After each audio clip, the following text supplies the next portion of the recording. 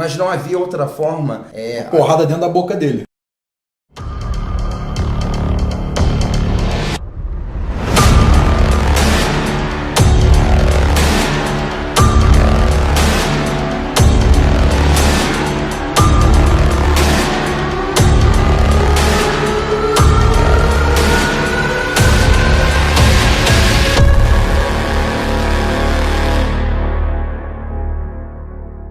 Hoje o meu convidado é o Daniel Silveira, deputado federal, antes de tudo, cabo da Polícia Militar, Cabo Lúcio, atualmente exerce o cargo eletivo ali na Câmara Federal. Sim. Daniel Silveira se envolveu em algumas polêmicas esse ano, né? Exato. E recentemente se passou pelo homem do presidente, homem do Bolsonaro 007, e aqui ele está para explicar um pouco mais dessa história. Essa semana você assinou a lista do delegado Valdir, aparentemente demonstrando certa controvérsia com o Bolsonaro Sim. pai, com o Bolsonaro filho, com o Eduardo Bolsonaro. Perfeito. Parecia que você era um traidor, segundo os seus eleitores. O que aconteceu? Então, na verdade, ele tinha uma estratégia. A primeira lista foi assinada propositalmente para que a gente pudesse ter tempo de coletar assinaturas. Então, o Eduardo Bolsonaro estava ciente, Carlos Jordia, o Lester Truett, Luiz Lima, vários outros parlamentares. Então, tinha uma estratégia para que nós pudéssemos congelar aquela primeira lista para conseguir assinaturas para a lista do Eduardo e então apresentar. Então, foi tudo muito bem pensado, não foi, na verdade, uma divisão de jogo. Foi pensado para que a gente pudesse ter a nossa lista com maioria absoluta para que o Eduardo assumisse a liderança. Então você se infiltrou no meio de pessoas que Exato. havia discordância sua ideológica, né, de Exato. postura, para captar alguma mensagem que fosse de interesse público, porque você acionou seu gravador do celular. Sim. E fez uma escuta, né? Legal, isso não é ilegal, não segundo a jurisprudência do STF, e você fez uma escuta ali a diversos deputados. Sim. E mandou para a mídia. Não, mandei para o presidente. Mandou para o presidente. Mandei para o advogado do presidente. Entendi. E qual era o teor ali da conversa? Bom, um áudio de 9 minutos mais ou menos, né, que tinham algumas críticas, e o ponto que mais me chamou a atenção foi a provável fusão do DEM com o PSL. Isso aí nós não poderíamos admitir. É a fusão de um partidão que dali para frente, talvez ano que vem, governaria o país deixando o presidente sem governabilidade. Então, como que você vai permitir que isso aconteça? Então, na verdade, nós não fomos com a intenção de gravar. Acontece que quando o presidente fez uma ligação para conclamar apoio dos deputados que se elegeram na toada dele, algum do outro lado da linha começou a gravar. Por precaução, eu também fui a outra reunião para poder gravar e ter uma contraprova para o presidente. Aí eles alegaram que eu gravei o presidente, só que eu tomei o devido cuidado de nunca me reunir com o presidente anteriormente, para que não pudessem gerar essa narrativa. Entendi. Então foi uma estratégia sua de toda defesa. Uma estratégia, claro, tem que blindar o presidente. Pensa bem, 28 anos no Congresso, gritando sozinho, sendo chamado de um parlamentar que não era proeminente, um parlamentar que era mesquinho, porque apontava o tempo todo caso de corrupção. E ele era ignorado porque tinha um grupão, um sistemão que sempre se defendia, e ele sozinho, muitas vezes com o apoio do Dr. Enéas, saudoso Dr. Enéas, e hoje ele tem eco lá no Congresso. Então, nós temos que fazer o presidente governar. Entendi. Na escuta que o senhor fez, nós percebemos que o delegado Valdir, que é deputado federal, hoje é líder do PSL, líder do partido que o senhor faz parte, chamou Sim. o Jair Bolsonaro, presidente, de vagabundo. Sim. E também disse que queria implodir o Bolsonaro. Qual é ali a perspectiva? Porque parece que ali no áudio não tinha um contexto propriamente, né, robusto para as pessoas entenderem. Ele quer matar o Bolsonaro, ele acha que o Bolsonaro é bandido. Qual é a intenção da fala do delegado Valdir? Bom, na verdade o delegado Valdir, ele usa um vocabulário um pouco menos extenso, né? Ele tem a articulação verbal dele é mais comum, né? Um vocábulo mais comum também até da região que ele vive mais direto. Eu acredito que ele falou ali, chamando o Bolsonaro de vagabundo, sem querer defender, não é isso? Acho que foi num momento de raiva ali, de emoção, acalorado. Só que eu não concordo, né? Você tem que medir as palavras, está falando de um presidente, que você foi eleito na toada, um presidente que é respeitado por 57 milhões de eleitores, né? São muitos eleitores, e ele vem tentando fazer um excelente governo e sendo tolhido pelo Congresso. Então você tem que respeitar. A história dele, por si só, já pede respeito. Sendo que o delegado Valdir, ele voltou a reiterar essa fala. Em entrevista, né? Entrevista chamou... chamou... não é vagabundagem e tudo mais. Justamente. Aí já seria o momento dele se redimir, né? E ir até o presidente pedir desculpa também aos eleitores, né? Porque o Jair Bolsonaro não é vagabundo. Pelo contrário, ele vem trabalhando há muitos anos e tentando entregar um bom governo. Ele não está conseguindo. Né? São deputados. Não tenha dúvidas, Gabriel, de que em um momento na política, se você não tiver a mente muito forte, tentações vêm grupos, vêm sistemas, vêm lobby, e você tem que saber o que você quer. Na hora que não dá para ficar em cima do muro, ou você está de um lado ou do outro. Entendi. E Bolsonaro já tem alguma perspectiva para qual partido ele irá recorrer, vai ficar sem partido, ou vai tentar renovar o PSL? Qual é o futuro do Jair Bolsonaro? Existe um futuro certo ou incerto? Bom, o futuro é incerto, né? O futuro a Deus pertence, é uma máxima, né? É velha, mas é clássica.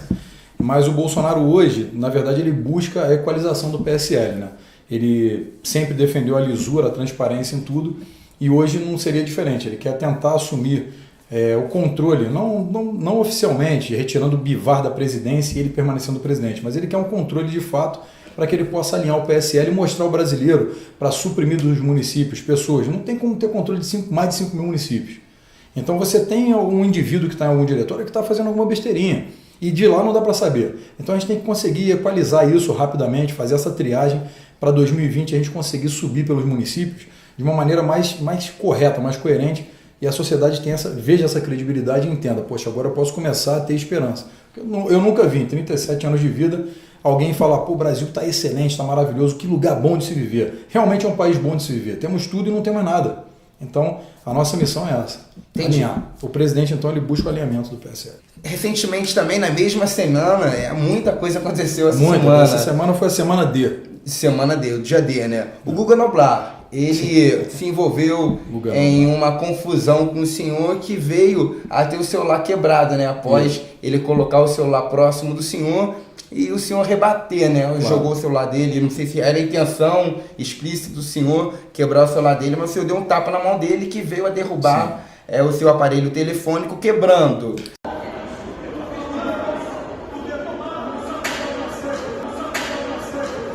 O senhor está arrependido? Achou que se excedeu? Não.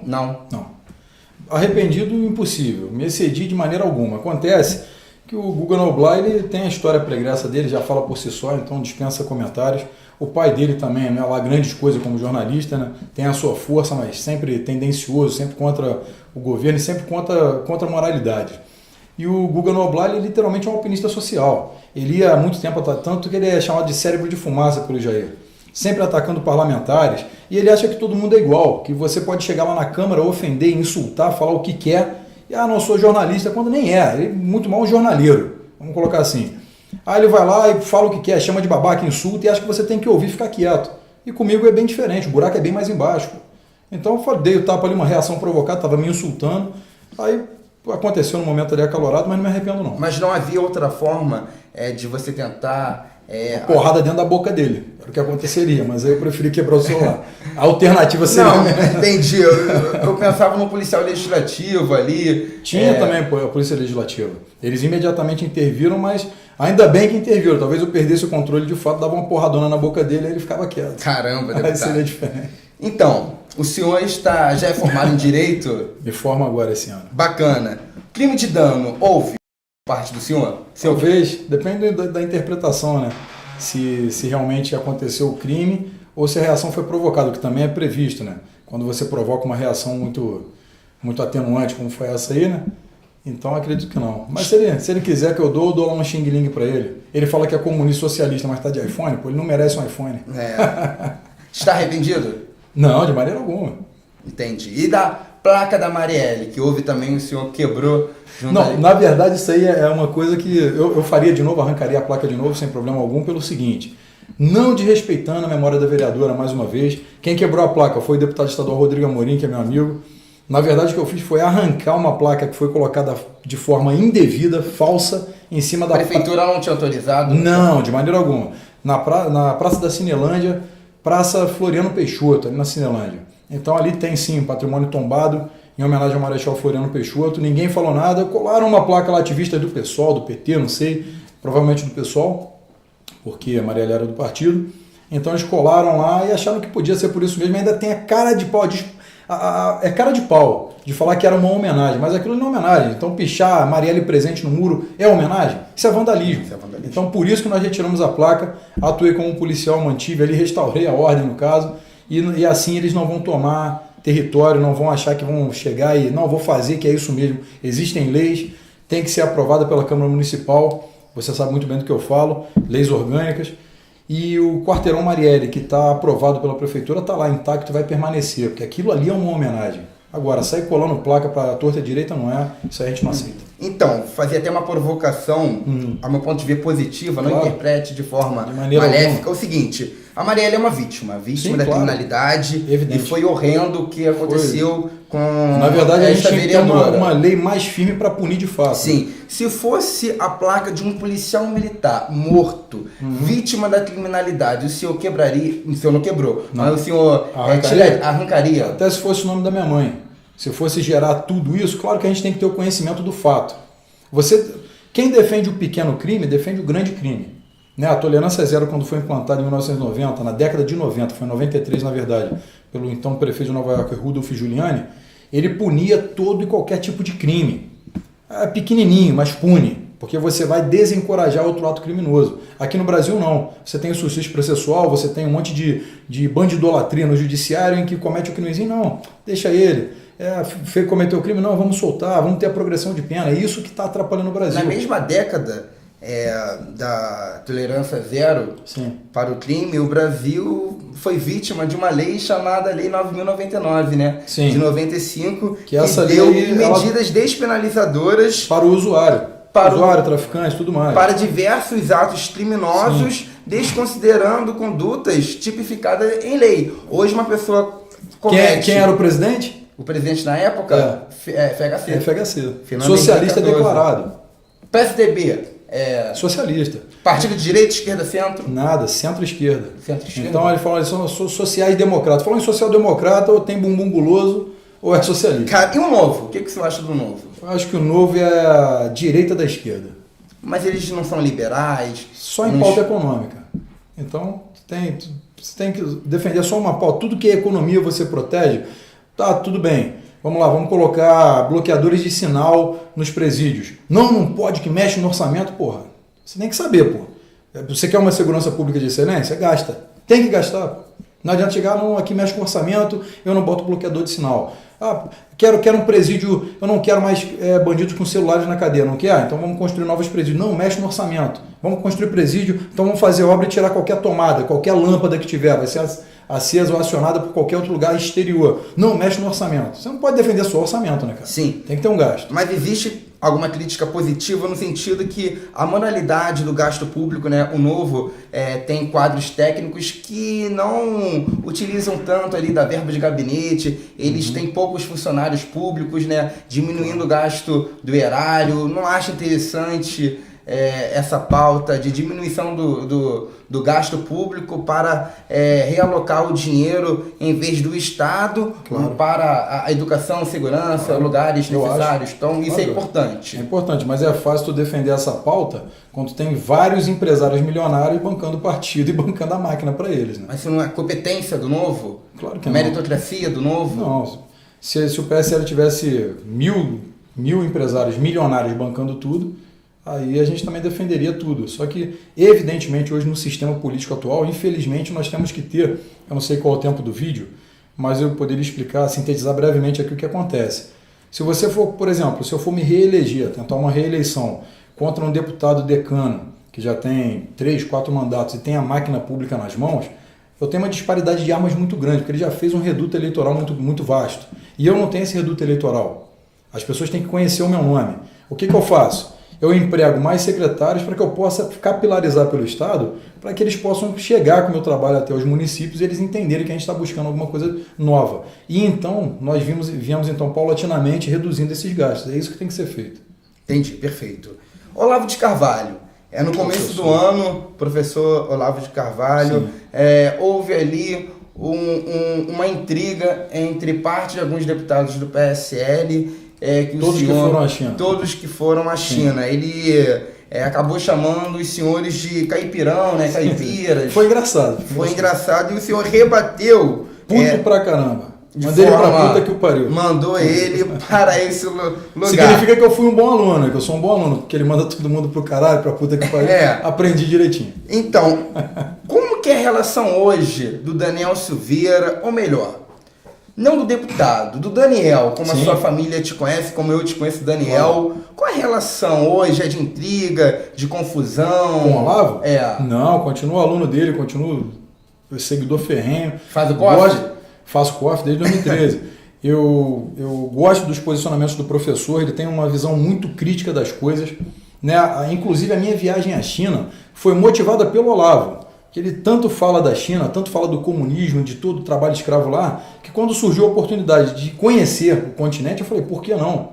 Então, na verdade, o que me deixou com mais raiva naquele momento, só naquele momento, isso é pauta superada, foi que ele parece que não conseguiu entender. Entrei em contato até com a Ellen. A esposa dele? Por quê? Para que a gente pudesse explicar para ele o que tinha acontecido. E o motivador foi o Olavo de Carvalho, né? Falando sobre espionagem chinesa.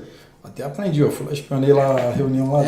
Utilizou, né? Utilizei ali, fui em loco, aprendi, treinei e fui lá e gravei. Mas isso é brincadeira. O que acontece é que eu queria saber de perto como era. Realmente a China é um país gigantesco, cara, em todas as proporções, tá? Estou falando de um universo aí, nós falamos de um universo de 1,4 bi de pessoas. O governo realmente, o regime comunista, que é lá o PCC ainda, o Partido Comunista Chinês que está no poder, mas o regime comunista na China, ele realmente está se enfraquecendo.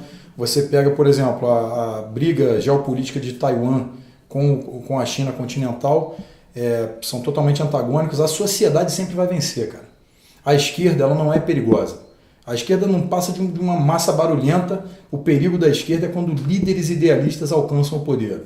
Veja Trotsky, Stalin, Lenin, Mao Tse-tung da China, colocando todo esse imperialismo de uma forma ditatorial, suprime a sociedade. Ou seja, o negócio deles é dividir para enfraquecer, enfraquecer para conquistar. O nosso objetivo hoje é fortalecer para conquistar, o que é diferente. Então, quando você tem um líder desse, narcoditador, um líder ultraditador, como foi Mao Tse-tung, a sociedade pobre e suprimida, pouco intelectualizada. Hoje, a sociedade chinesa está vencendo o comunismo quase que por simbiose. Eles estão absorvendo o comunismo totalmente, estão acabando com ele. A sociedade lá é meca capitalista. Você vê de todos os produtos que você imaginar os chineses comprando constantemente.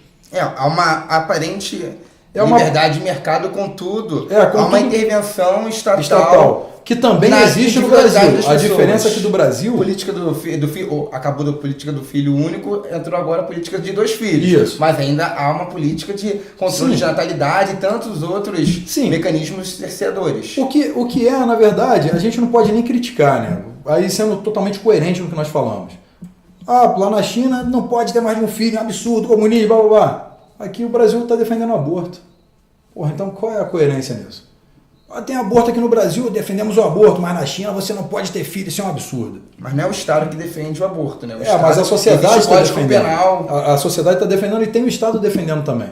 O Estado tenta hoje membros do Estado. Membros do Estado, hoje é o Estado botando aí lato senso, e o outro também tentando botar maconha medicinal, tentando implantar nas pessoas, pegando esse gancho, maconha medicinal, para que a sociedade possa começar a utilizar a maconha, a cannabis sativa, como se fosse medicinal. Mas existem estudos científicos que mostram, né, para a epilepsia e tantos outros problemas sintetizada, não na forma fumígena. Não, eu estou na medicinal mesmo. Na medicinal. Canabidiol. Canabidiol é interessante, né? Existem estudos, eu não sou mais aprimorado para falar do assunto. Essa pauta eu me aprofundei bastante. O canabidiol é benéfico. Na forma fumígena, ele é anulado pelas outras 500 substâncias. Então... porque você não vê ninguém utilizando remédio fumando, né? Não tem como. E anula mesmo. As propriedades são anuladas. Porque queima. Queima, acaba. Ela perde a propriedade. Entendi. Olha só. O Olavo, ele é terraplanista ou não é?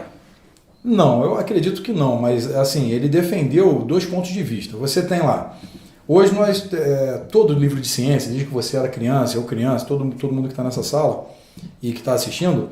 Você abre o livro de ciência e você vê de cara uma figura da Terra esférica. Então essa é a verdade que nós acreditamos, é a Terra esférica. O Olavo defendeu ali em um momento que também tem boas teorias que a Terra possa ter uma hipotética forma plana. Então, quando ele defendeu isso, ele foi massacrado. Ele não afirmou que ele é terraplanista, embora hoje haja uma divisão mundial entre terraplanistas e a Terra esférica, né? Que são... A número proporcional? Não, é desproporcional, é bem desproporcional. Só que tem um grupo forte, com vários físicos, várias pessoas de PhDs, na verdade, que defendem, e aqui outros também defendem. Quer dizer, a verdade, o tempo sempre vai dizer, só que o Olavo, eu não acredito que ele seja terraplanista, ele simplesmente quis abrir o senso crítico das pessoas. Por exemplo, você não pode acreditar em tudo que é dito de forma, não é isso, essa é a verdade. Mas não seria negar o óbvio, negar a ciência, estudos empíricos durante séculos ali, que já resolvidos? Depende. Quando se falou em terra esférica a primeira vez, que antigamente era plana, né? Os navios caíam, sumiam na borda e tudo mais. Até o medo dos grandes navegadores. Exatamente. Se você pegar o capitão James Cook, que resolveu sair em busca, saía do centro de onde ele estava, ia em direção e batia no paredão, voltava, batia. Ele tem esse relato, são documentos aí oficiais de James Cook. Então, quando a igreja descobriu que poderia falar de terra plana, então você falava em terra esférica, você era louco, tinha que ser sacrificado, falando da Inquisição da Igreja Católica, e quando você remonta a outros fatos, de repente a igreja começou a defender a terra esférica. São vários fatores, né? E são momentos da existência humana em que você começa a se questionar. Quando levantou essa hipótese da terra esférica, então bateu como ciência e começaram fotos de satélite, corrida espacial e tudo mais. Então passou-se então a ser a verdade científica do mundo, mas não custa levantar qualquer tipo de hipótese, foi o que o Olavo fez. Então, salientando mais o nome do Olavo de Carvalho na entrevista, qual é hoje a função real do Olavo de Carvalho com o presidente da República e com os deputados do PSL? Bom, alguns deputados do PSL são olavistas, né? Que acompanham ali o professor em seus estudos e as manifestações dele. Todos os argumentos. Claro que não só o Olavo é a nossa fonte de intelectual. Uma das fontes intelectuais. Eu defendo aí também o Enéas, que para mim é minha inspiração política, sempre foi, e uma sumidade intelectual. E o Olavo tem vários seguidores. Agora, no quesito presidente, eu acho que não é o guru do presidente. Claro que ele interferiu alguma vez ou outra ali junto ao Eduardo, que é olavista, o Carlos também é olavista, até mesmo o próprio Flávio. Só que o Flávio já é... Assim, eu acho que ele é o melhor articulador político da família hoje, Flávio Bolsonaro, como político, eu estou falando, não como idealista. E eu não acho que ele seja um guru, não. Acho que talvez um conselheiro extraoficial em alguns aspectos, bem raros assim. Então, até para não ser... pode concluir. Não, pode falar. Até para não ser injusto com a direita, porque a direita é múltipla. Ela não existe... Aqui a direita, ela não é uníssona. Não. Nem o PSL, ele é unificado hoje. Mas o problema da direita... Quer concluir? Então, é sobre o Olavo, né? E a direita que não considera o Olavo uma fonte de conhecimento? Sim. Qual é a sua visão do Daniel Silveira para essa direita que desconsidera esse conhecimento histórico, filosófico do professor Olavo? Bom, todos têm direito de seguir uma linha de raciocínio. E, na verdade, isso é bom. A direita ela só precisa de uma coisa, coordenação e aglutinação. Agora, minha referência intelectual não é o Olavo, é o Nando Moura, que agora está sendo estigmatizado.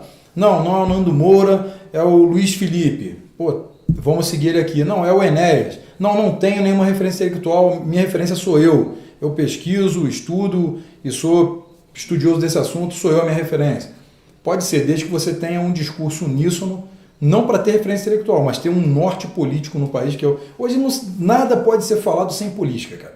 Se você falar... não gosto de política, você então está gostando do buraco na sua rua, do seu parente passando mal e não sendo atendido, da viatura quebrada sem policiais ou sem novas convocações. Então você tem que gostar de política. Não tem como não ter a política na sua vida hoje. Então, eu acho assim, você não precisa ter uma pré-determinação, até porque isso atrapalhou o mundo. Você vê hoje a maior parte da sociedade brasileira, a Globo passou, é verdade.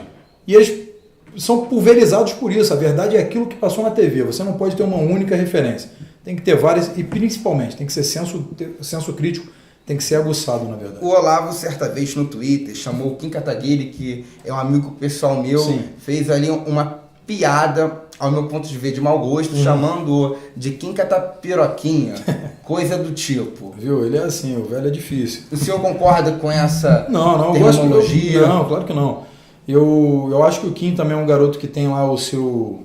É um bom parlamentar e tem lá o seu pensamento, né? Então, acaba gerando esse antagonismo. Geralmente, líderes, eles acabam antagonizando, né? Eles não aceitam a crítica de outro líder. Então, é o Olavo, que é um líder intelectual de muitos, e o Kim, que lidera aí o movimento MBL, tem mais protagonismo até do que todos, na verdade, ao meu ver, até mais do que o próprio Arthur. Então ele acabou polarizando, né? Eles não querem... A crítica é... Tem pessoas que preferem ser arruinados por um elogio do que salvas por uma crítica, né? Eu acho que a crítica é sempre bem-vinda, mas quando é crítica, não quando alguém quer te fazer de idiota. Aproveitando esse ensejo, eu também discordo da direita. Eu não vou falar da esquerda, porque a esquerda não é o meu habitat. A direita é meu habitat, eu sou da direita, eu sou liberal, conservador, eu tenho um lado, eu não sou imparcial, eu sou parcial, eu sou da direita. E eu não gosto quando a direita chega e faz estigmatizações, por exemplo, físicas. Chamar a Joyce de isso é horrível. Peppa Pig, não é? Isso é uma besteira. Eu acho que o argumento ad hominem só é utilizado quando falta argumentos críveis ali, argumentos que realmente faltam. Você concorda com essa denominação? Até mesmo o Eduardo chamando. Não, é o Eduardo concordo. que eu acho um excelente parlamentar, um excelente orador, tem um conhecimento sobre o Leeds, a escola austríaca, enfim, ele é policial federal, foi aprovado na OAB, é uma pessoa de... Claro, tem seu portfólio intelectual. Culta, isso é fato público e notório. Claro.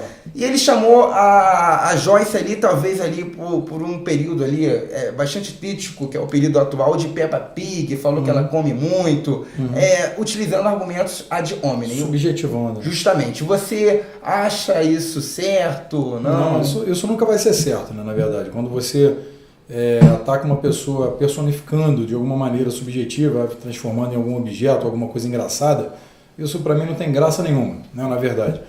É assim, mais uma vez, a esquerda não é nosso habitat, mas a esquerda se respeita.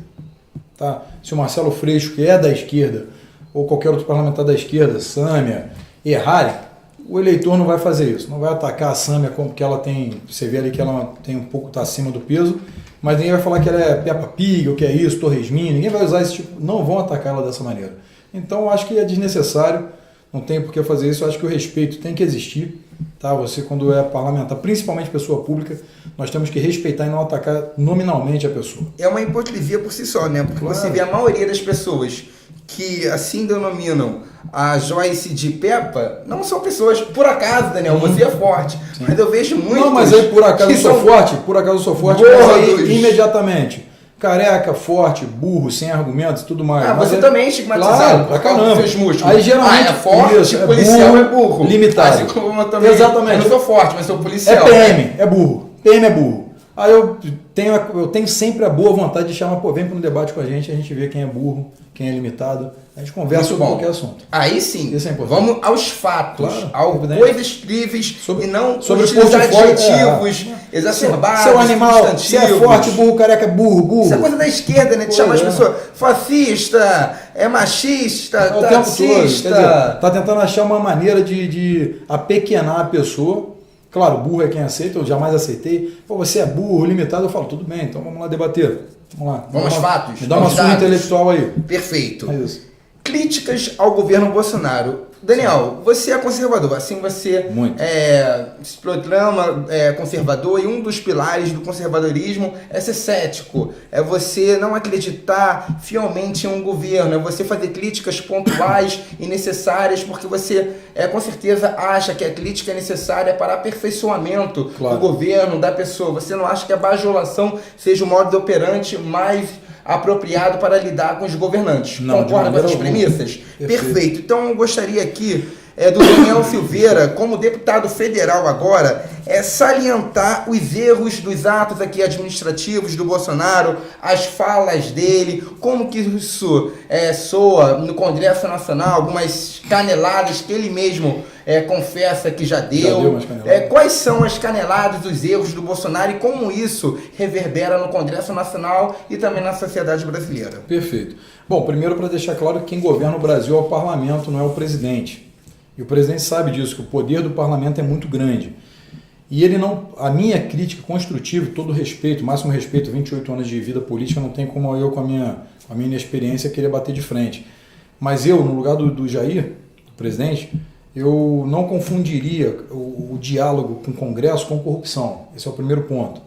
E nem me cercaria de pessoas que vêm bajulando o tempo todo, porque essas pessoas mais atrapalham do que ajudam. Ou seja, o Jair ele se cercou de muitos idiotas, e eu não falo do corpo técnico, dos generais, que são pessoas realmente ali muito bem alinhadas com o pensamento, são pessoas inteligentíssimas, a maioria deles fala 5, 6 idiomas, né? São pessoas realmente com portfólio gigantesco. Agora, vários parlamentares e vários da assessoria começaram a cercar ele de uma maneira a atrapalhar o governo. Eu acho que a Joyce, ela, com a sua articulação, ela sim teve seu peso aí que contribuiu, mas eu também tive, todos tivemos, né? Não foi somente ela, e isso aí acaba atrapalhando o eu, né? O alter ego, né? Eu tenho um alter ego que tem que ser alimentado, e eu que faço, eu que aconteço, e o Jair ele tem esse talento, às vezes, de aglutinar ao lado dele um monte de pessoas vazias.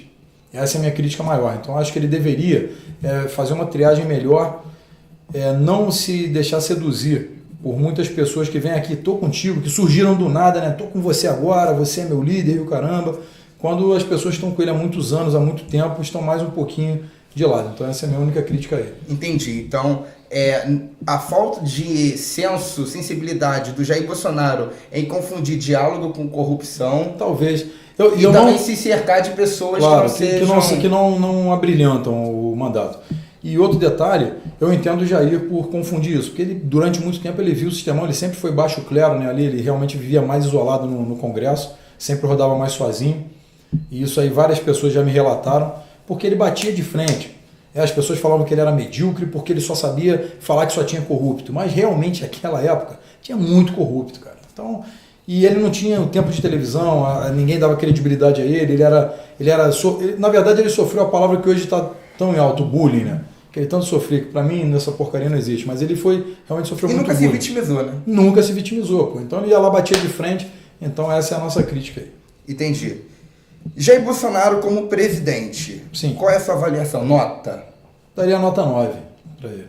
Porque ele vem tentando fazer, só que o Congresso vem tolindo o que ele vem fazendo. Então, se ele fosse um pouquinho mais articulado, pouca coisa, acho que deslanchava de vez. As falas soltas do Jair, do Jairzão, do tiozão, isso atrapalha? Atrapalha um pouco, porque as pessoas realmente não sabem filtrar. O Jair é um cara raiz, né? Tiozão. Tiozão da antiga, é aquele cara que chega fala aqui, bate na mesa. Isso, manda pro cacete, o caramba. Né, usa pouco. E deve ser bem divertido. Pô, pra caramba. E ele não usa eufemismo, né? Ele vai lá e bate de frente mesmo, fala o que tem que falar. Pô, não me enche o saco, pô, não sei o quê. E muitas pessoas ainda estão acostumadas com o politicamente correto. Já te deu um fora ele? Não, nunca não, mas já vi ele dar um fora no Flávio na minha frente, quase tampar na porrada com ele. Eu fiquei até assustado. Quer dizer, o cara é tiozão mesmo, então as pessoas não estão acostumadas com isso. Estava acostumado com um presidente que bota a mão no seu ombro, enfia outro dedo no teu rabo e tá tudo bem. Demais, tá tudo bem. Fica rindo por... Tem uma coisa chamada dialética hegeliana, que eles fazem tudo, né? Que eles tentam amortecer tudo, te trata como uma criança de 12 anos, aí você não consegue reagir porque o cara tá te dando um sorriso, um afago, são treinados de forma neurolinguística. Pô, não sei o que não, que isso, estamos juntos, meu amigo, que isso. Pô, tu já quebra o cara, então eles têm esse treinamento, o Jair não é isso. Ele não fala isso, ele fala mesmo na porrada, e quer queira, quer não, ele vai ser esse cara aí. A falta de liturgia do Jair Bolsonaro na presidência da República é a maior atrapalhada dele hoje, na sua interpretação? Não. Não é? Isso aí, na verdade, só dá material midiático, né? A mídia tenta bater nisso para tentar limitar o Jair. Falar que ele não está preparado para o cargo e tudo mais, quando, na verdade, você não precisa ser preparado para ser presidente de fato, né? Não existe uma formação acadêmica para você ser chefe do executivo. Muitos falam, não, tem que ser um gestor. Você é gestor? Sou. Você é político? Não. Tu não tem articulação, cara. Não adianta, você pode ser PhD na Lua em gestão pública, mas você vai chegar, você vai conseguir articular? Tem o respeito dos parlamentares? Então, você pode, por isso que qualquer um pode ser eleito aqui no Brasil. Qualquer um é alistável, elegível, justamente por isso. Porque você precisa aprender o jogo político e fazer uma boa gestão. Você, o corpo técnico, tem que ser bom. Eduardo Bolsonaro na embaixada, aqui a gente já falou desse tema, mas eu gostaria da sua opinião. O senhor, como deputado federal, sabe a importância do Eduardo para o PSL, para o Brasil, para as pautas conservadoras, e ele sair do cargo de deputado federal, que é um cargo importante. O senhor mesmo já salientou que quem faz as diretrizes verdadeiras da nação brasileira são os deputados. Ele deixando esse cargo para outra pessoa, assumindo a embaixada dos Estados Unidos, não seria, sobretudo, um desrespeito para os milhões de votos que ele teve? 2 milhões de votos. 1.700.000, então, se não me engano. É muito voto. Muito voto. Muito voto. Não seria um desrespeito com seus eleitores? Ele não estaria deixando ali as pautas necessárias que o pai dele deseja implementar na sociedade, um pouco vaga? Qual é a sua crítica? É positiva, é construtiva, é negativa? Bom, assim, eu acho que nós perderíamos muito se o Eduardo fosse para a embaixada, né? Como parlamentar. Ele é um parlamentar bem proeminente, ele tem um destaque muito bom, carrega a marca d'água presidencial e é um parlamentar bem atuante, na verdade. Competente, como você sabe, e teve 1.700.000 votos. Quer dizer, quem votou nele, votou em um deputado, né, que é aquele deputado representando. Então, acho que talvez a minha visão pessoal, ele indo para a embaixada, eu acho que nós perderíamos muito no Congresso. Acho que seria uma perda bem considerável. Entendi. Então, Daniel, agora é seu momento. Caso tenha faltado alguma pergunta que o senhor acha, interprete como necessária e eu não tive a percepção, caso queira deixar algum recado para o nosso público... Deixa o recado. Bom, primeiro te agradecer pelo teu trabalho, que realmente tem um destaque muito grande na mídia, eu sempre deixo isso claro, tu vem fazendo um trabalho muito bom, o do Pintinho ali do aborto foi excelente. Pintocídio. Pintocídio, Frederico, o pequenininho lá, foi excelente, mas também a juventude, do jeito que estava moldada, é complicado você conseguir ensinar quando você tem um militante de esquerda com poder de cátedra dentro de sala de aula convencendo crianças que aquilo ali é o certo. O nosso papel é reverter isso.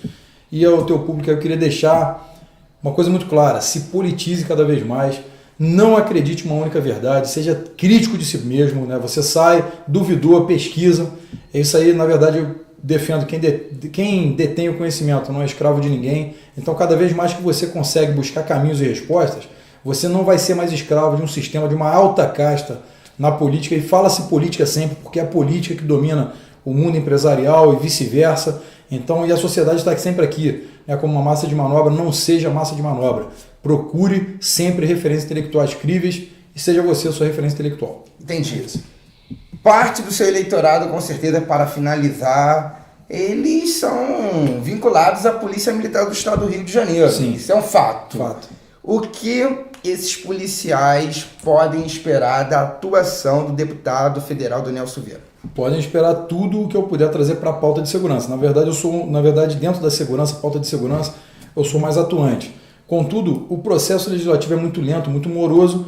Apresentei várias pautas já pela segurança, mas impactam um pouco, minimamente, no orçamento. E fala-se em orçamento, o Congresso quer travar na Comissão de Finanças e Tributações. Então, você tem que lutar cada vez mais para conseguir levar a segurança. Aí, acabei fazendo as frentes parlamentares pelas polícias, né, para a gente poder cobrar junto ao governo do Estado, junto com o Sargento Gurgel e a Major Fabiana, que o Antônio Furtado, Felício Laterça, os policiais do Rio, para que a gente pudesse cobrar pela segurança e trazer. Então a polícia pode esperar meu empenho, né, embora eu não fique floreando muito nas redes sociais, olha, eu fiz isso, protocolizei isso, sabe por quê?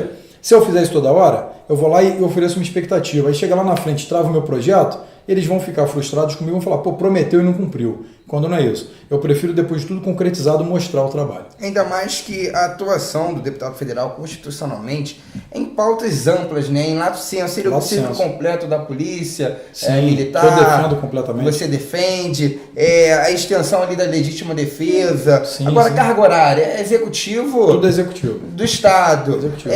Melhorar não dá para legislar. Talvez o deputado fardamento, estadual consiga legislar alguma coisa. Fazer uma indicação, uma sugestão fardamento, legislativa. Fardamento e armamento. Já vem ajudando já com as emendas, né, direcionando a emenda parlamentar. Isso aí está dentro da nossa limitação.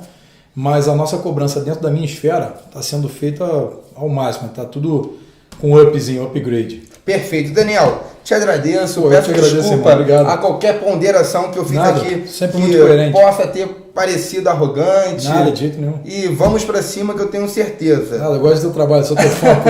A esperança para o Brasil. Sempre vai haver. Tamo junto, pessoal. Tamo junto.